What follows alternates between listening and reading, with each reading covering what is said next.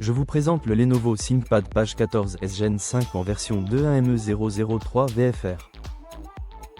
Ici, on n'est pas sur un portable grand public classique, mais sur une machine pro de 14 pouces pensée comme une station de travail compacte.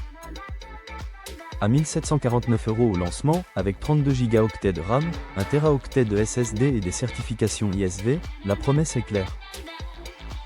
Mais est-ce vraiment un outil sérieux pour travailler partout, ou un portable pro qui grimpe vite en prix? Voyons ça. Le processeur. À présent, examinons la base technique. Le Ryzen 7 8840HS embarque 8 cœurs et 16 threads, grimpe à 5,1 GHz, et s'appuie sur une Radeon 780M intégrée avec 12 cœurs graphiques. Il dispose aussi de Ryzen A, avec un NPU annoncé jusqu'à 16 TOPS. En clair, ce n'est pas une station 3D lourde avec carte graphique dédiée, mais c'est une plateforme moderne, nerveuse et polyvalente pour du développement, de la CAO légère, de l'analyse ou du multitâche soutenu. Face à certaines puces Intel Meteor Lake H, la presse souligne surtout sa bonne efficacité énergétique plutôt qu'un énorme écart de puissance brute. L'écran et l'usage. On passe maintenant à l'usage concret. Ce modèle dispose d'un écran 14 pouces en 1920 par 1200 au format 16 dixième E avec 400 nits et un traitement anti-reflet. Pour la bureautique avancée, le code, les tableaux ou la mobilité pro, c'est cohérent. En revanche, avec 65% du sRGB et 100 GPU dédiés, je ne le vois pas comme un choix idéal pour de la création visuelle exigeante ou de la 3D lourde.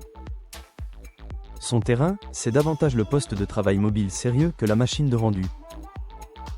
La finition et les matériaux. Qu'en est-il de la fabrication? Les retours presse décrivent sur cette version AMD une construction typique ThinkPad, avec un mélange de plastique et de magnésium, un châssis sérieux, un peu moins rigide que certaines alternatives en aluminium, mais globalement sans vrai reproche sur la qualité d'assemblage. Lenovo met aussi en avant plusieurs éléments recyclés, comme les touches, le logement des haut-parleurs, la batterie et même l'adaptateur 65 watts, avec en plus des certifications EPEAT Gold, Energy Star et TCO.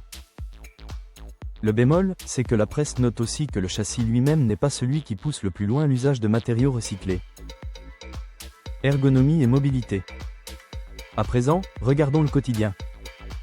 Avec 1,31 kg, une webcam 5MP avec infrarouge, un lecteur d'empreintes, le trackpoint, du RJ45 et 2 USB-C 4, ce ThinkPad coche beaucoup de cases côté usage professionnel.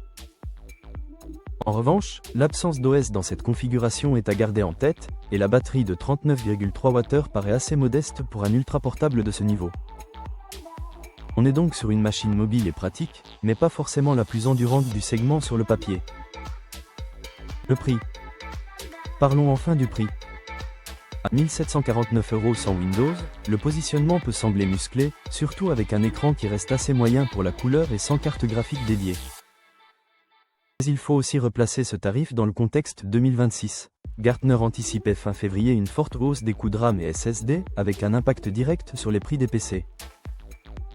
Du coup, je dirais que le tarif reste défendable pour une station mobile légère, très bien équipée en mémoire, en connectique et en fonction pro, même s'il ne s'adresse clairement pas à tout le monde.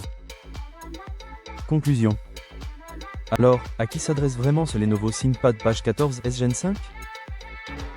Pour moi, il vise surtout les professionnels qui veulent un portable compact, robuste dans l'esprit, bien équipé et crédible pour des logiciels métiers certifiés, sans passer sur une station plus lourde. Si vous cherchez une machine pro légère et évolutive, il mérite clairement un coup d'œil. Et pour voir les marchands qui le proposent, le lien en description vous renvoie vers la page Comparer Malin.